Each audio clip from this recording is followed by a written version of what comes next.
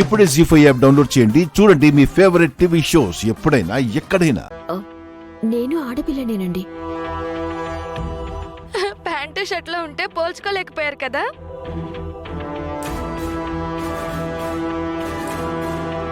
తను నా వైఫ్, తన స్టైలే అంత. అవునమ్మా, మగాళ్లలాగా డ్రెస్ చేసుకోవడం, మగరాయిలాగా తిరగడం తప్ప ఓ వంట రాదు, పద్ధతి లేదు. ఇలాంటి అమ్మాయిని కోడలుగా ఎలా చేసుకున్నారు?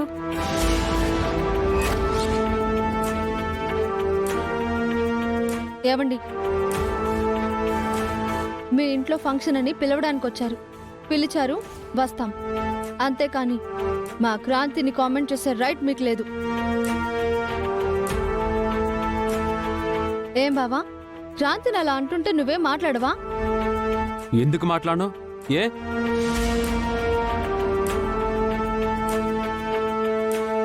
నా భార్య ఏం కావాలని మగరాయుడు గెటప్ వేసుకోలేదు. చిన్నప్పుడు తన తండ్రి చనిపోతే ఆ తండ్రి స్థానంలో నిలబడి తన కుటుంబాన్ని పోషించుకోవడం కోసం ఈ గెటప్ వేసింది.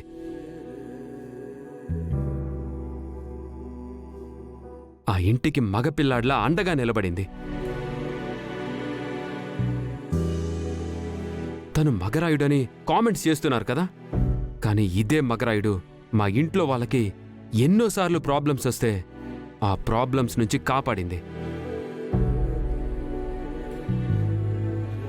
కొప్పులున్న ఆడవాళ్లు మీరైతే గట్స్ ఉన్న ఆడది నా వైఫ్.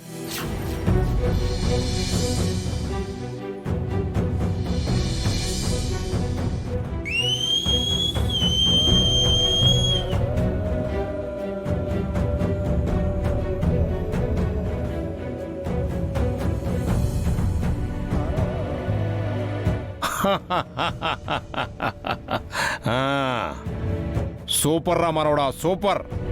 నా మనవరాల గురించి సూపర్ గా చెప్పావు. థ్యాంక్ యూ తాతయ్య. అర్థమైంది కదమ్మా. మనము ఆకారాన్ని చూసి కాదమ్మా, వ్యక్తిత్వాన్ని చూడాలి.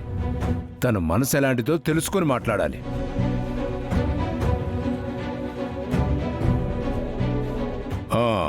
మీరు ఈ కాలనీలోనే ఉంటారు కదా, మీకే తెలుస్తుందిలే. ఇక బయలుదేరండి, గో. ఏంటి నాన్న, ఇంటికి వచ్చిన వాళ్ళతో అలాగేనా మాట్లాడేది?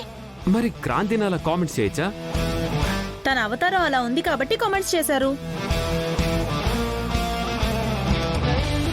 క్రాంతి గురించి వాళ్ళకి తెలియదు కాబట్టి అలా కామెంట్ చేశారు. మీకు తెలుసు కదా, మీరే చెప్పాలి కదా. మీరే నవ్వితే ఎలా?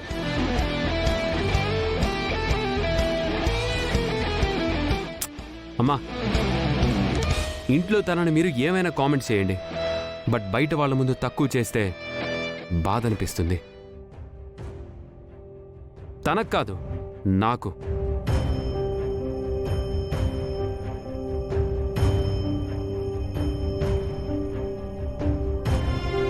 జీ5 యాప్ డౌన్లోడ్ చేసి అన్ని ఎపిసోడ్స్ పూర్తి ఉచితంగా చూడండి.